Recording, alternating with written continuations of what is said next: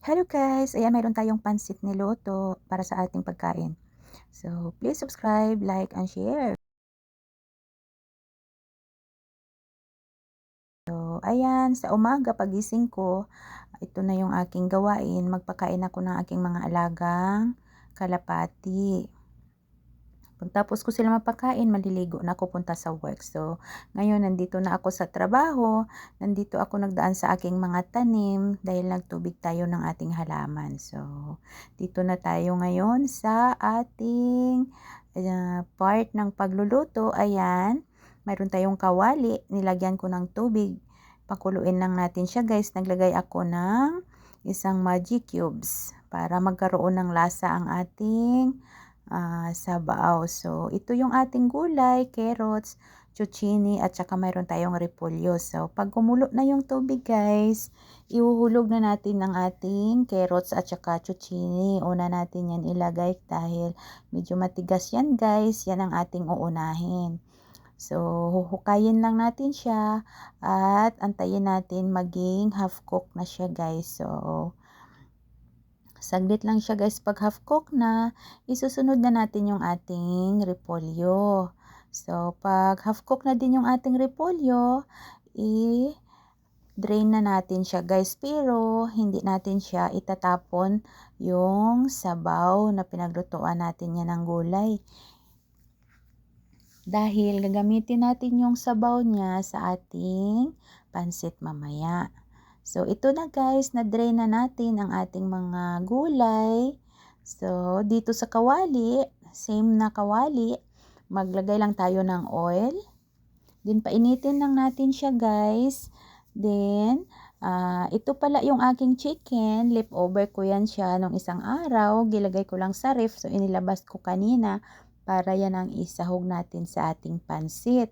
So, igigisa lang natin yan siya ulit saglit guys. So, pag mainit na yung ating mantika, ilalagay na natin yung ating sibuyas.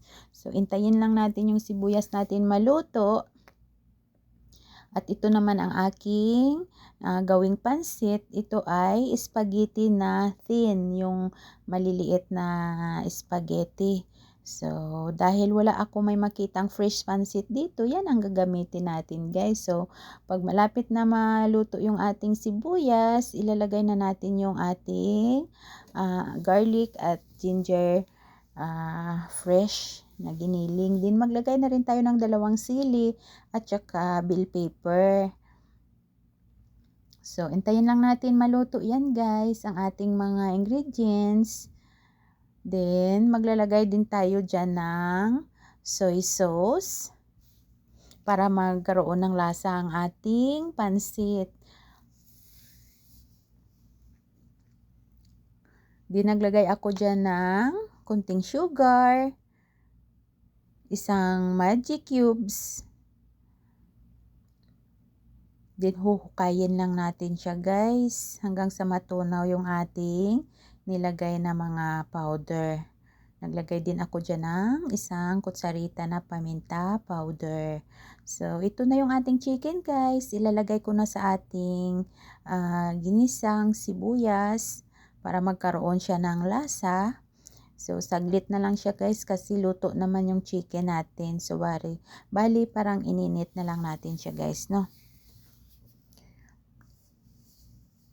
Then, ilalagay na natin yung ating spaghetti tin para sa ating pansit. Then, huhukayin lang natin.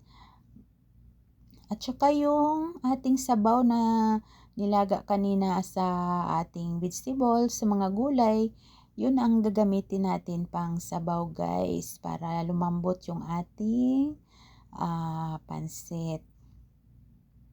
So, hukay-hukayin lang natin lagi para hindi magdikit-dikit yung ating pansit. So, tinimplahan ko na din yan siya guys. Para pag maluto na yung ating pansit, ibabalik na natin dyan yung ating mga gulay. So, hukayin lang natin lagi. Ayan na siya guys, malapit na maluto. Pag maubos na yung sabaw niya guys, pag konti na, pwede na natin ipatong yung ating mga gulay.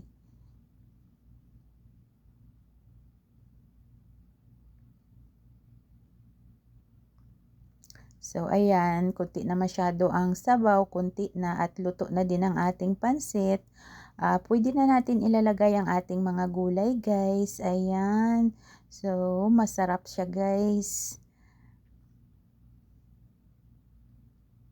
Yung gulay natin, sakto lang ang pagkaluto niya guys kasi hindi maganda yung ma-overcook. So i-mix lang natin yan siya saglit hanggang magkaroon ng lasa yung ating mga gulay. So ayan na guys, ang sarap ng ating pansit gamit ang spaghetti thin. Ayan. Dalawang klase kasi yung spaghetti dito guys. Mayroong maliliit, yung pinong-pino. Mayroon din yung regular lang siya. So, ayan na guys. Ililipat na natin yung ating pansit. Ilipat natin siya sa storage box. Pero palamigin muna natin siya saglit guys. Bago natin takpan para hindi siya madaling mapanis. So, ayan. Ang sarap ng ating pansit. Thank you so much for watching guys. Huwag kalimutang mag-subscribe sa aking YouTube channel, Twin MG Mix TV.